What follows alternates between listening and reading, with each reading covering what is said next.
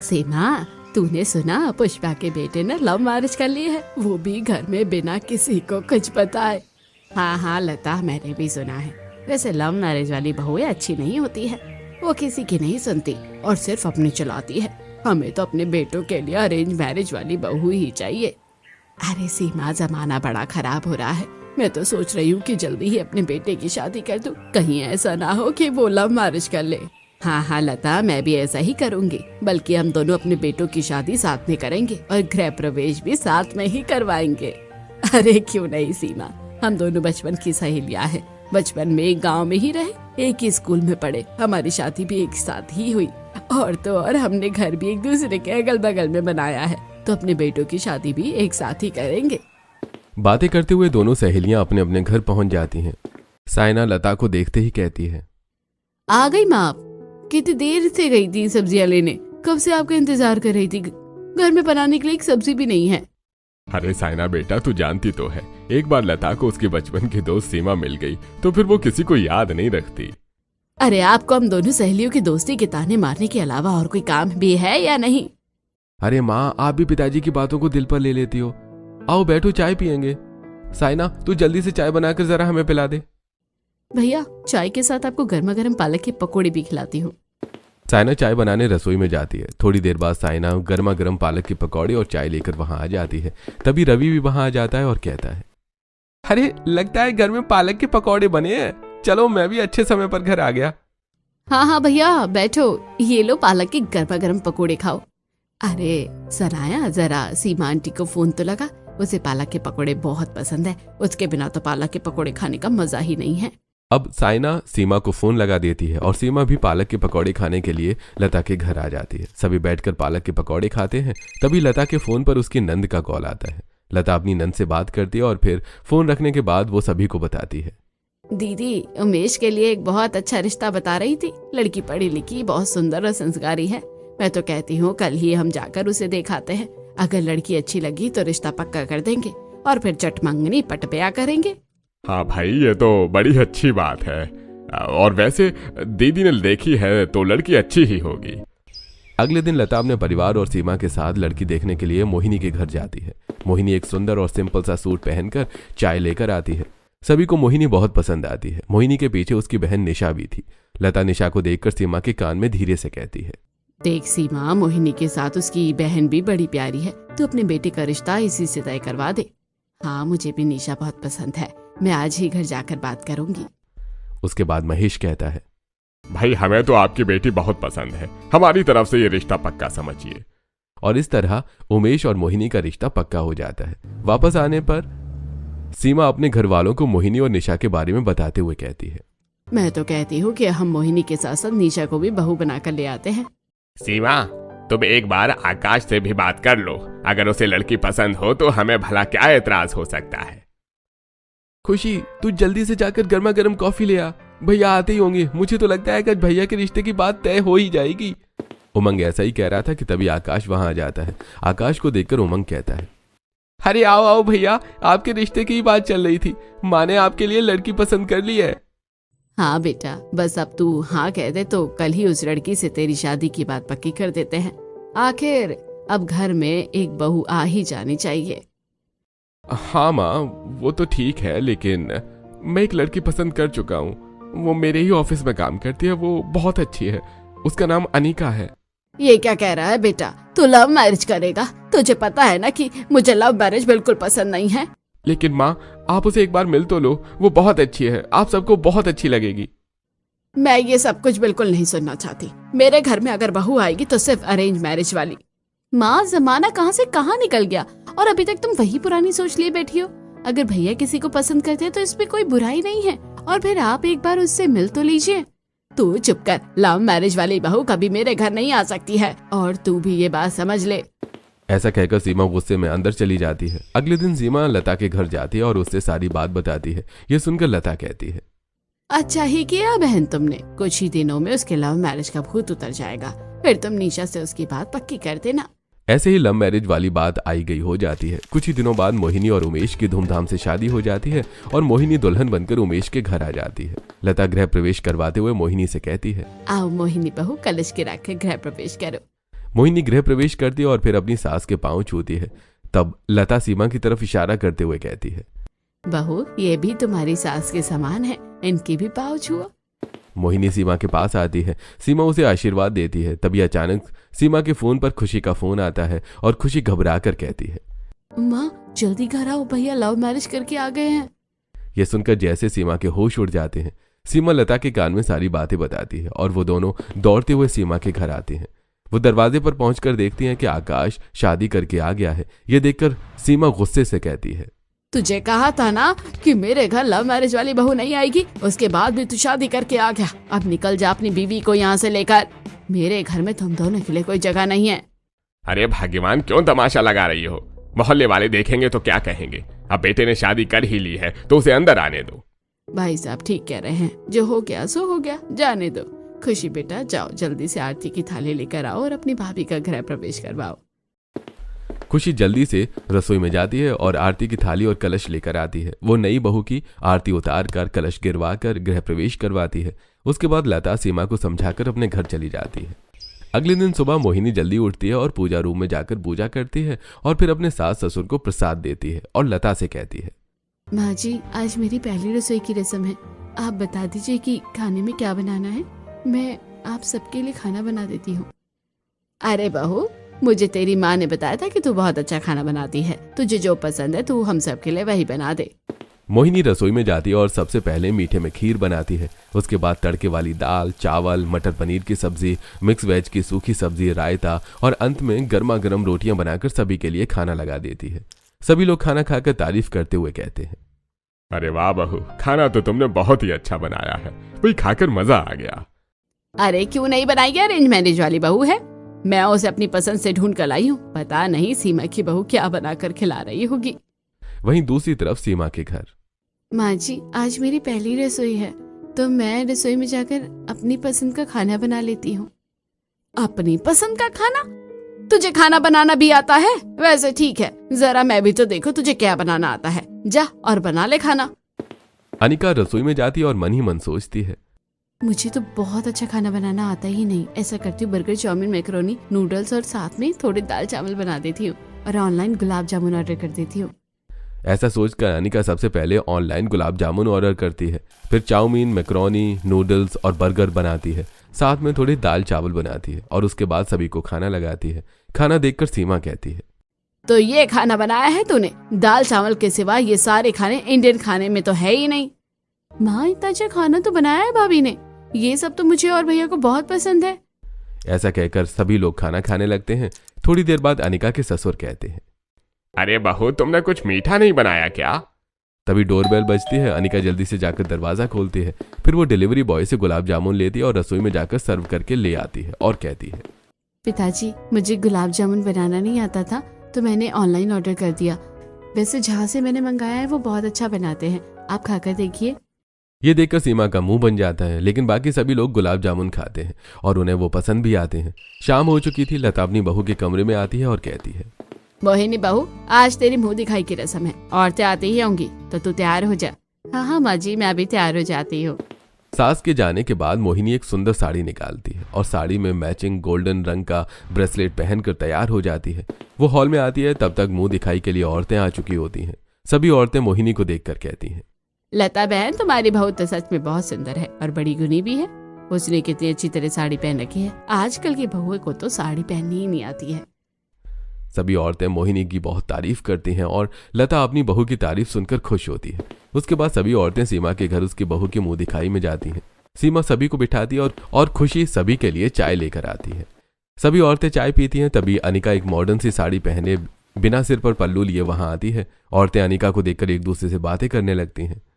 देख रही हो मालती बहन, सीमा बहन की बहू लव मैरिज करके आई है और कितनी मॉडर्न है, सिर पर पल्ला तक नहीं ढका उसने। अरे बहन और तो और साड़ी देखो कैसे पहन रखी है, लव मैरिज करके आई है इसलिए ऐसी है, वरना संस्कारों का पता तो लता बहन की अरेंज मैरिज वाली बहू को देखकर पता चलता है। ऐसे ही एक हफ्ता और बीत जाता है। एक दिन साइना अपनी माँ से कहती है, माँ आज कॉलेज का लास्ट डे है इसलिए मैं रेडी होकर कॉलेज जा रही हूँ। ठीक है बेटा जा। साइना को अचानक कुछ याद आता है और वो अपनी भाभी के कमरे में जाती है और उनसे कहती है, भाभी आपने जो मुंह दिखाई में गोल्डन वॉच पहनी थी वो बहुत सुंदर लग रही थी, प्लीज मुझे दे दो ना, मैं कॉलेज पहन के जाऊंगी। ये घड़ी तो मैंने कितनी पसंद से खरीदी थी और बस 1-2 बार ही पहनी है, लेकिन ननद पहली बार मांग रही है तो देना पड़ेगा। अब वैसे तो ये घड़ी मैंने सिर्फ 1-2 बार ही पहनी है, लेकिन तुम्हें पसंद है तो तुम ले लो। ऐसा कहकर मोहिनी साइना को अपनी वॉच दे देती है। दूसरी तरफ खुशी अपने भाभी के कमरे में जाती है और कहती है, भाभी आज मेरे कॉलेज का लास्ट डे है तो मैं कॉलेज जा रही हूँ। दरअसल मुझे आपसे ये कहना है कि आपका गोल्डन ब्रेसलेट मुझे बहुत पसंद है, प्लीज वो मुझे पहनने के लिए दे दो ना। हाँ हाँ खुशी, तुम पहनो या मैं पहनूं, बात एक ही है। अगर तुम्हें इतना पसंद आया है तो तुम इसे रख लो। ऐसा कहकर अनिका अपना गोल्डन ब्रेसलेट खुशी को दे देती है। खुशी उसे पहनकर बहुत खुश होती है और कॉलेज के लिए निकल जाती है। कॉलेज में साइना और खुशी मिलती है और अपनी अपनी भाभियों की तारीफ करते हुए कहती है, मेरी भाभी सचमुच बहुत अच्छी है, माँ जितनी तारीफ करती थी उससे भी ज्यादा अच्छी है। देखो आज उन्होंने मेरे एक बार कहने पर अपनी घड़ी मुझे दे दी। पता है सनाया, मेरी भाभी भी लव मैरिज करके जरूर आई है, लेकिन बिल्कुल अरेंज मैरिज वाली जैसी है। देखो मैंने भी उनका गोल्डन ब्रेसलेट मांगा और उन्होंने मुझे दे दिया। इसका मतलब है कि हम दोनों की भाभी बहुत अच्छी है। तभी दोनों के बॉयफ्रेंड वहां आ जाते हैं। विवेक कहता है, अरे तुम दोनों पढ़ाशुना की बातें खत्म होंगी या नहीं है? प्रोग्राम शुरू हो गया है, जल्दी जल्दी करो, वैसे भी अब आज कॉलेज का लास्ट डे है। हाँ हाँ चले चलते हैं। ऐसे ही मौज मस्ती के साथ कॉलेज का लास्ट डे भी खत्म हो जाता है और दोनों अपने अपने घर लौट आते हैं। धीरे धीरे कुछ दिन और बीत जाते हैं। एक दिन लता मोहिनी से कहती है, मोहिनी बहू, तेरे ससुर के कुछ दोस्त आए हुए हैं, तू जरा उनके लिए चाय नाश्ता बना दे। माँ जी अभी अभी मैं ढेरों कपड़े धोकर छत पर फैला कर आई हूँ, मैं बहुत थक गई हूँ। आप प्लीज साइना से कह दीजिए ना, वो नाश्ता बना देगी। ठीक है बहू, अगर तू थक गई है तो कोई बात नहीं, मैं साइना से कह देती हूँ। लता साइना के कमरे में जाकर उसे नाश्ता बनाने के लिए कहती है। साइना रसोई में जाकर आलू के पकौड़े और चाय बनाती है। पहले वो हॉल में जाकर सबको चाय नाश्ता देती है, फिर एक प्लेट पकौड़े लेकर मोहिनी के कमरे में आती है और कहती है, ये लीजिए भाभी, मैं आपके लिए चाय और पकौड़े लेकर आई हूँ। ये देखकर मोहिनी खुश हो जाती है।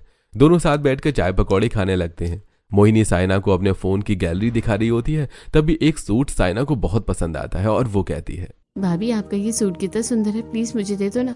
इसे तो बस मेरे कपड़े मांगने की पड़ी रहती है, अब मना करूंगी तो बुरा लगेगा, चलो दे ही देती हूँ। ऐसा सोचकर मोहिनी वो ड्रेस निकाल कर साइना को दे देती है। दूसरी तरफ सीमा की कुछ सहेलियां उससे मिलने आती हैं। सीमा अपने बहू के कमरे में जाती है जहां अनिका और खुशी बैठकर बातें कर रही होती हैं। तब सीमा खुशी से कहती है, खुशी बेटा, मेरी सहेलियां आई हैं, जरा उनके लिए चाय नाश्ता बना दे। माँ जी आप कहे तो मैं बना दूं आपकी सहेलियों के लिए चाय और नाश्ता? तुझे आता भी है अच्छा नाश्ता बनाना, तू तो मेरी सहेलियों के सामने मेरी नाक कटवा देगी, तू रहने दे। खुशी बेटा तू जल्दी से जाकर चाय नाश्ता बना। चलो खुशी, मैं तुम्हारी मदद कर देती हूँ। ऐसा कहकर अनिका खुशी के साथ रसोई में जाती है। खुशी नाश्ता बनाती है और अनिका उसकी मदद करती है। तभी खुशी अनिका से कहती है, अनिका भाभी, आज हमारे मोहल्ले में शाम को एक पार्टी है, प्लीज आप अपना वो पिंक वाला ड्रेस दे दीजिए, वो मुझे बहुत पसंद है, मैं पहनकर वापस कर दूंगी। खुशी, मुझे भी अपनी चीजें बहुत पसंद है और अभी तो मैंने वो ड्रेस पहना भी नहीं है, प्लीज तुम कुछ और पहन लो, वो पिंक सूट आज मैं ही पहनने वाली हूँ। खुशी को ये बात बहुत बुरी लगती है। वो जल्दी जल्दी चाय और पकौड़े बनाती है, हॉल में मेहमानों के सामने रखती है और अपने कमरे में जाकर मनी मन सोचती है, माँ सही कहती है, लव मैरिज वाली भाभी सच में अच्छी नहीं होती है, उन्होंने इतनी छोटी सी चीज के लिए मुझे मना कर दिया। शाम को अनिका तैयार होकर पिंक सूट पहनती है और सभी लोग बर्थडे पार्टी में जाने के लिए निकल पड़ते हैं। बर्थडे पार्टी में पहुंचकर सीमा देखती है कि लता अपने परिवार के साथ पहले ही वहां आ चुकी थी। सीमा और लता दोनों आपस में बातें करने लगती हैं। तभी साइना मोहिनी और अनिका दोनों से कहती है, मोनिका भाभी, अनिका भाभी, आप दोनों को एक दूसरे से दोस्ती कर लेनी चाहिए। हमारी माँ भी आपस में फ्रेंड है और मैं और खुशी भी आपस में फ्रेंड है, और अब आप दोनों की बारी है आपस में दोस्ती करने की। दोनों बहुएं साइना की बात सुनकर मुस्कुराती हैं और आपस में बातें करने लगती हैं। इस तरह उन दोनों की दोस्ती हो जाती है। तभी उमंग वहां आता है और कहता है, अरे क्या बात है, आज तो दोनों भाभीियों में बड़ी दोस्ती हो रही है। चलो इसी दोस्ती के नाते मैं आपको मिठाई लाकर खिलाता हूँ। हाँ भाई, देवर हो तो तेरे जैसा, अपनी भाभीियों की इतनी फिक्र हो। अरे भाभी, अब आपने इतनी तारीफ कर दी है तो अब मुझे ज्यादा मिठाई लानी पड़ेगी। अब उमंग पार्टी में जाता है और वहां से कुछ मीठा लाकर सभी लोगों को देता है। सभी मीठा खाने लगते हैं। उसके बाद सभी साथ मिलकर खाना खाते हैं और अपने घर लौट आते हैं। अगले दिन रवि मोहिनी के पास आता है और कहता है, क्या मोहिनी भाभी, आप हर वक्त काम में लगी रहती हो, चलो ना मैं आपको आज पानी पूरी खिला कर लाता हूँ। नहीं नहीं देवर जी, मैं आपके साथ पानी पूरी खाऊंगी तो माँ जी को अच्छा नहीं लगेगा, फिर कभी सही।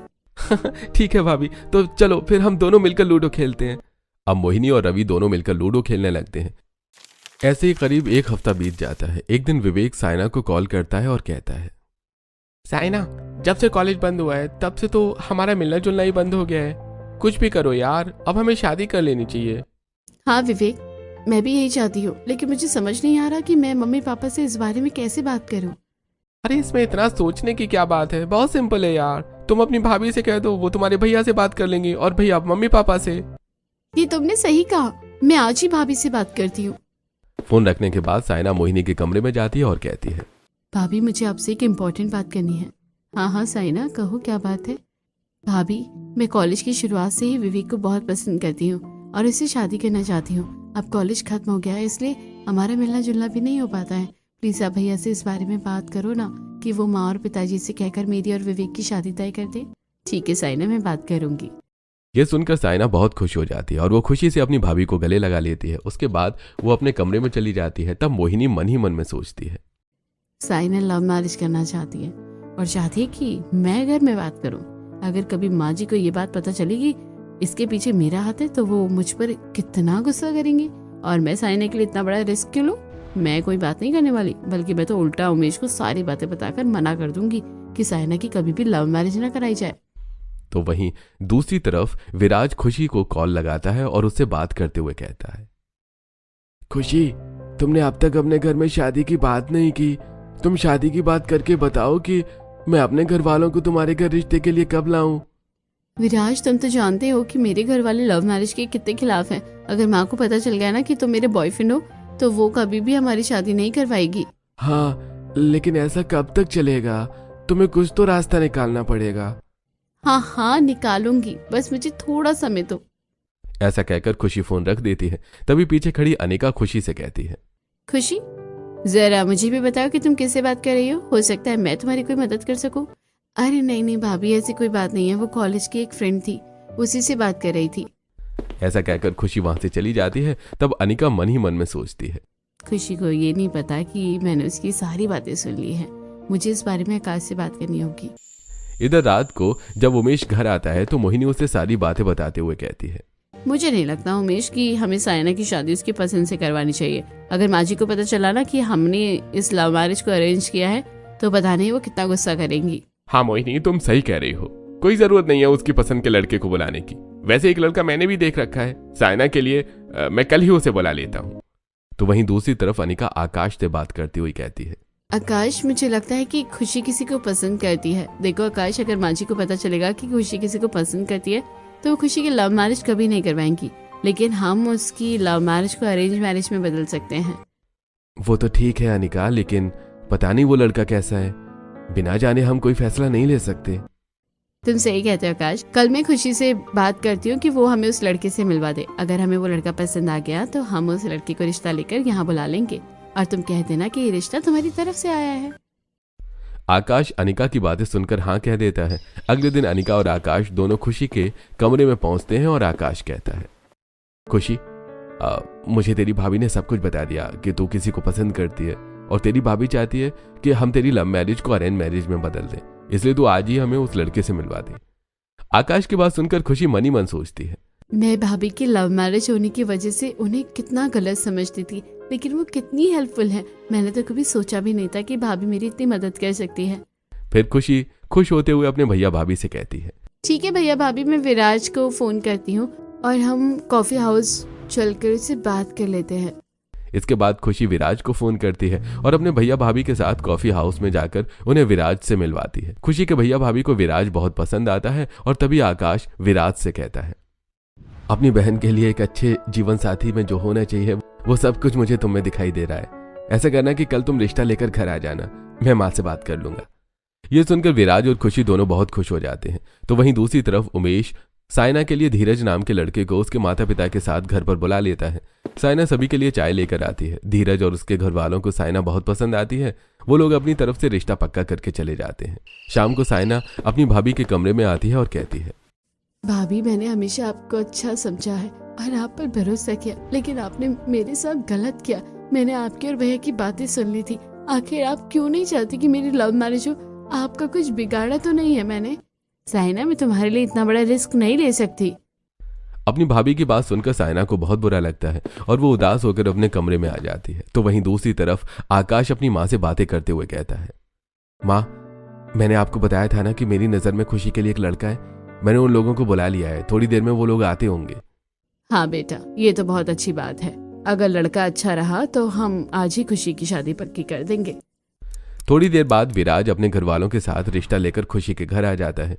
विराज और उसके घर वाले सीमा को बहुत पसंद आते हैं और इस तरह खुशी और विराज का रिश्ता पक्का हो जाता है। उन्हें जाने के बाद खुशी साइना को फोन करती है और खुश होते हुए सारी बातें बताती है और कहती है, पता है साइना, मुझे ऐसा लगता था कि मेरी भाभी लव मैरिज करके आई है इसलिए वो अच्छी नहीं हो सकती, लेकिन आज उन्होंने मेरे लिए जो किया है उससे मुझे विश्वास हो गया कि मेरी भाभी दुनिया की सबसे अच्छी भाभी है।